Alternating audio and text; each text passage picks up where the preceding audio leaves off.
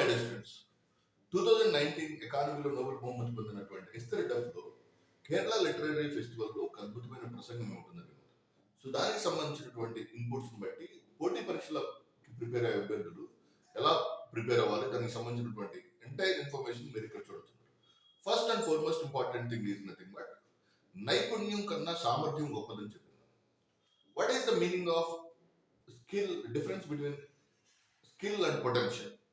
అంటే నైపుణ్యం, for example elimination techniques.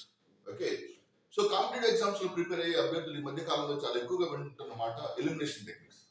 Elimination techniques గొప్పవా, సామర్థ్యం అంటే కంటెంట్ గొప్ప? Okay, so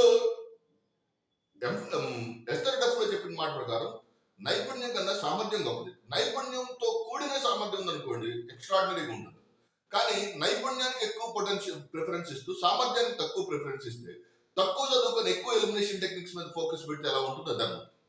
so try to focus on more on your potential. నువ్వు దేని మీద బాగా వర్క్ చేయగలవు? హిస్టరీ ఉంది, ఎకానమీ ఉంది, ఎస్ఎన్టీ ఉంది, పుస్తకాలను బాగా విస్తృతంగా అధ్యయనం చేయండి. అధ్యయనం చేసి లాస్ట్ 2 or 3 days అప్పుడు ఎప్పుడన్నా ఖాళీ ఉన్నప్పుడు మీరు ఆ నైపుణ్యం అంటే skills are nothing but what elimination techniques. So writing skills, అసలు ఆన్సర్ ఎలా రాయాలనే దాని మీద విపరీతమైన మదన పడుతుంటారు. అసలు నీ దగ్గర సబ్జెక్ట్ ఓవర్ఫ్లో అయినప్పుడు ఆన్సర్ అదే వస్తుంది. అలా కాకుండా నువ్వు కాన్స్టెంట్ గా ఒక పర్టికులర్ కాన్సెప్ట్ ఇలాగ రాయాలి, ఇలా రాయాలి, ఇలాగే ఉండాలి అని మీకు 10th class లో డిస్క్రిప్టివ్ ఎగ్జామ్ రాసేటప్పుడు నీకు ఏమన్నా మీ టీచర్ చెప్పాడా? +2లో మీ టీచర్ ఎప్పుడైనా చెప్పాడా ఇలా రాయాలి? నీకు సబ్జెక్ట్ మీద సామర్థ్యం మీద ఎక్కువ కెపాసిటీ పెట్టుకోండి. Try to believe more on potential rather than the skill. Skill కన్నా కూడా సామర్థ్యం మీద ఎక్కువ నమ్మకం పెట్టుకోండి. That definitely help you to score very good marks. So that is the first important thing as for the Esther Duflo చెప్పిన మాట ప్రకారం. And number 2 is nothing but వేగంగా పని చేయాలా లేదా చేసిన పని పర్ఫెక్ట్ గా చేయాలి. అంటే ఇది చాలా మీమాంస అన్నమాట. అంటే అభ్యర్థులు ప్రిపేర్ అయ్యేటప్పుడు ఒకే బుక్ ని కాన్స్టెంట్ గా చదువుకుంటూ వెళ్ళిపోవాలా, అయిపోయినట్టు ఆ 2 పేజీలను మళ్ళీ రివిజన్ చేసుకోవడం అలా. ఎస్తర్ డఫ్, సో ఆమె చెప్పిన మాటల ప్రకారం వేగంగా పని చేయటం మీద ఎక్కువ కేంద్రీకరించండి. రాదర్ దాన్ని ఏం చదవాలనే దాని మీద కాకుండా, ఓకే, ఎలా చదవాలనే దాని మీద ఎక్కువ ఫోకస్ పెట్టండి.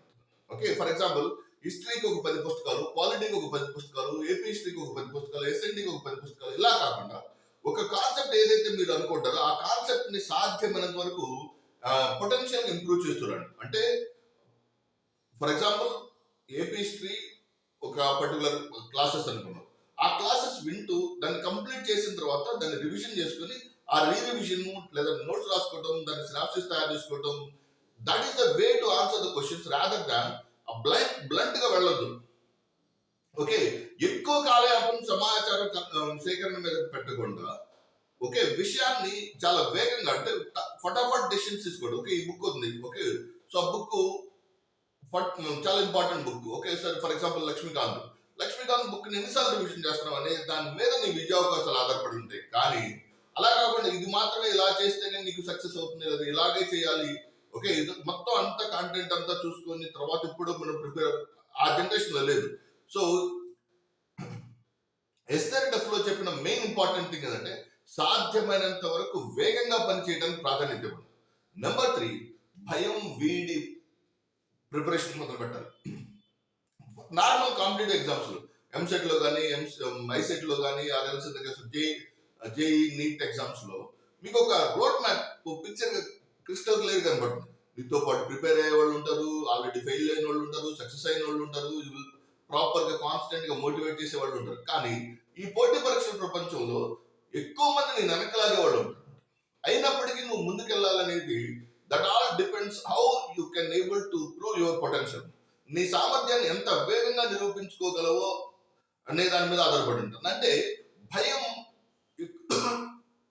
ఓడిపోతాననే భయం కన్నా, ఓకే, సో ఈ రోజు ఈ పాయింట్ ని నేను ఎంత బాగా చదవగలిగాను, ఈ 20 పేజీలు ఎంత బాగా చదవగలిగాను అనే దాని మీద ఎక్కువ ఫోకస్ పెట్టండి. అంతేగాని సో ఓడిపోతాననే భయం వల్ల మీరు ఎక్కువగా భయపడుతూ ప్రిపరేషన్ యొక్క కాన్సన్ట్రేషన్, ప్రిపరేషన్ కి సంబంధించినటువంటి సామర్థ్యాన్ని తక్కువ చేసి మాత్రం వెళ్ళదు. సో ఐ హోప్ అండర్స్టాండ్ ఈ 3 పాయింట్లు మాత్రం బాగా మీ ప్రిపరేషన్ ని ఇంజనీరింగ్ చేసుకోవడానికి దోహదం చేస్తుంది. నైపుణ్యం కన్నా సామర్థ్యం గొప్పది. ఓకే, సో మేనమేషాలు లెక్క పెట్టడం కన్నా వేగంగా పనిచేయడం సెకండ్. థర్డ్ వన్, భయం ఉంటుంది. ఓకే, సో వైఫల్యం చెందుతాననే భయం ఒక సాధనంగా తీసుకుని మీ ప్రిపరేషన్ కొనసాగించండి.